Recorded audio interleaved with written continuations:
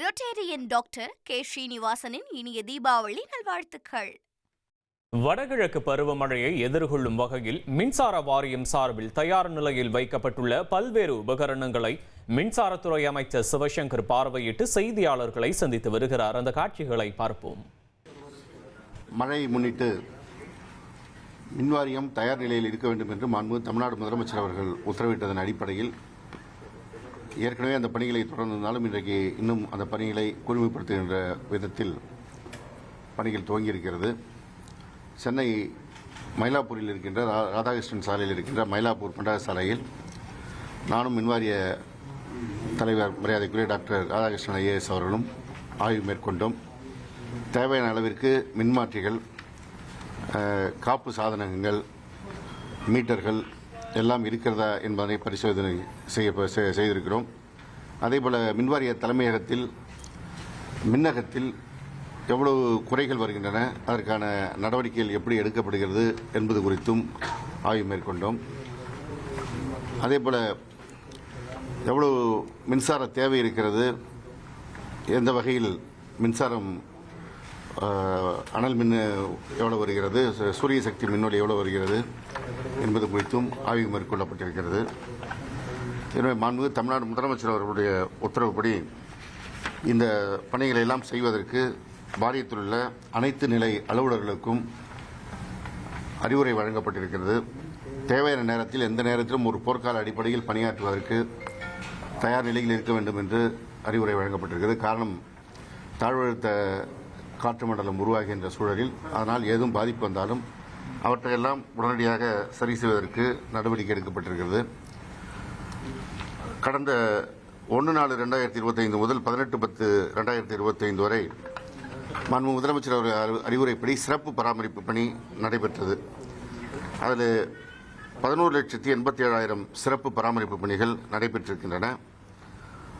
பழுதடைந்த மின்கம்பங்கள் 34,401 மாற்றப்பட்டிருக்கிறது.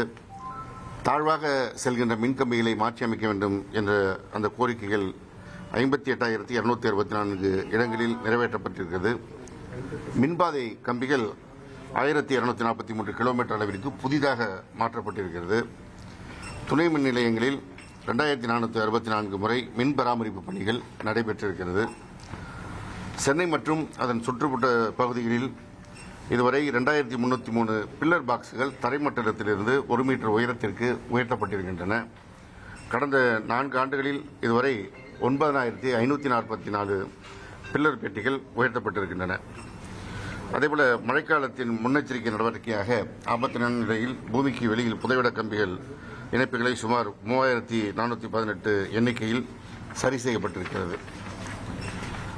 வடகிழக்கு பருவமழையை எதிர்கொள்வதற்கு 11,435 மின்மாற்றிகளும் 3,30,636 மின் கம்பங்களும் 8,515 கிலோமீட்டர் தூரத்திற்கான மின் கம்பிகளும் 1,471 கிலோமீட்டர் அளவிற்கு புதைவிட கம்பிகளும் தயார் நிலையில் வைக்கப்பட்டிருக்கிறது. அதேபோல 3,41,015 மின் அளவிகள் தயார் நிலையில் வைக்கப்பட்டிருக்கிறது. அதேபோல ஒவ்வொரு மின் பகிர்மான வட்டத்திற்கும் செயற்பொறியாளர் அவர்கள் தலைமையிலே பராமரிப்பு குழுக்கள் அமைக்கப்பட்டிருக்கிறது. அந்த குழுக்கள் 5,580 பேர் தமிழ்நாடு முழுவதும் பணிகளில் அமர்த்தப்பட்டிருக்கிறார்கள். 79 குழுக்கள் இதற்காக தயார் நிலையில் இருக்கிறது. இந்த குழுக்கள் மாவட்ட நிர்வாகத்தோடும் தீயணைப்புத்துறை அலுவலர்களோடும் எந்த நேரத்திலும் தொடர்பில் இருக்க வேண்டும் என்று அறிவுரை வழங்கப்பட்டிருக்கிறது.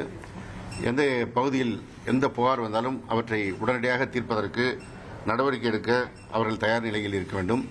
அதேபோல பேரிடர் ஏற்படுகிற பகுதிகளில் கடந்த காலங்களில் புயல் போன்ற பேரிடர் ஏற்பட்ட போது மற்ற பகுதியில் இருக்கின்றவர்கள் அங்கே வந்து அதை சரி செய்கின்ற பணியில் ஈடுபடுத்தப்பட்டார்கள். அப்படி பணியில் ஈடுபடுத்தப்படுவதற்கு வருபவர்களை தங்க வைப்பதற்கு திருமண மண்டபங்கள் போன்ற தங்குமிடங்களை தயார் நிலையில் வைத்திருப்பதற்கும் அறிவுரை வழங்கப்பட்டிருக்கிறது. அதேபோல துணை மின் நிலையங்களில் ஜெனரேட்டர்களும் நீர் தேங்கினால் அவற்றை வெளியேற்றுவதற்கான கருவிகளை தயார் நிலையில் வைப்பதற்கு அறிவுரை வழங்கப்பட்டிருக்கிறது.